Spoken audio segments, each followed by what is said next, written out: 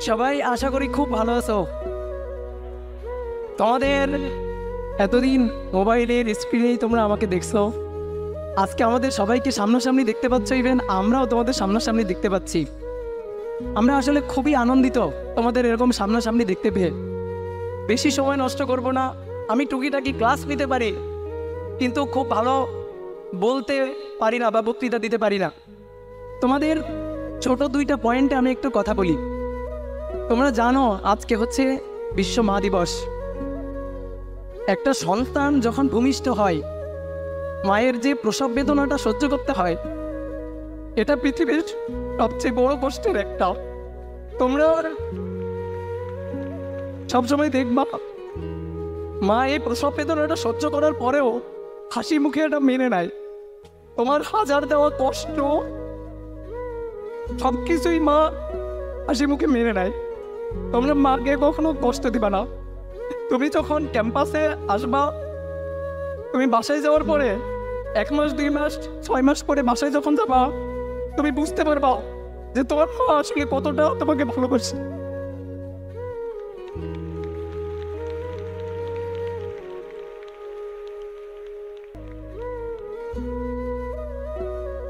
সবসময় মা বাবার খেয়াল রাখবা। আর একটা পয়েন্টে একটু কথা বলি, সেটা হচ্ছে ভালোবাসা দিয়ে পৃথিবীর সব কিছু জয় করা যায়। হেট স্পিচ বা ঘৃণা এটা পারে না। হেট স্পিচ বা ঘৃণা সংঘাত বাড়ায়। পৃথিবীময় সংঘাতের এই একটাই হচ্ছে উৎস। এই জিনিসটাকে আমরা চাইলে ভালোবাসা দিয়ে দূর করতে পারি। তো তুমি সামনে একটা ক্যাম্পাসে যাবা, তোমার 64টা জেলার বিভিন্ন ধরনের সহপাঠীদের সাথে তোমার পরিচয় হবে। তুমি বিভিন্ন কালচার, বিভিন্ন ভাষা, বিভিন্ন বর্ণের এবং ধর্মের মানুষের সাথে পরিচিত হবা, বন্ধু বান্ধবের সাথে পরিচিত হবা। তোমার একটা সুন্দর ফ্রেন্ড সার্কেল হবে। তুমি কখনো এই ফ্রেন্ড সার্কেলের জন্য কষ্টের কারণ হয়ে দাঁড়াবা না। এইটা তোমাদের কাছে আমার আশা বা তোমাদের কাছ থেকে আমার চাওয়া, একটাই অনুরোধ আর কি। যে হাতে আমি তোমাকে পড়াইছি, যে হাতে আমি তোমাকে কলম দেখছি, ওই হাতে আমি ভবিষ্যতে কখনো কোনো রক্তের দাগটাগ দেখতে চাই না। তো এই জিনিসটা তোমরা মাথায় রাখবা, যেন আমাদের বাংলাদেশের ক্যাম্পাসগুলো সুন্দর হয়। ভালোবাসা দিয়ে ক্যাম্পাসগুলোকে ভরায় রাখবা। সবসময় চেষ্টা করবা কোনো একটা বন্ধুর বা কোনো একটা সহপাঠীর কীভাবে সামান্য হলেও উপকার করা যায়।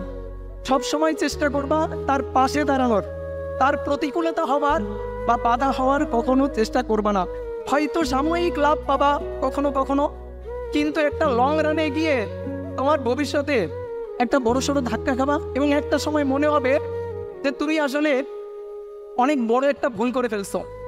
তো এই কারণে সবসময় নিজেকে ধরে রাখবা এবং সবসময় ধর্মের পথে থাকবা, সৎ পথে থাকবা, প্রেয়ারের মধ্যে থাকবা। দেখবা লাইফটা অনেক সুন্দর।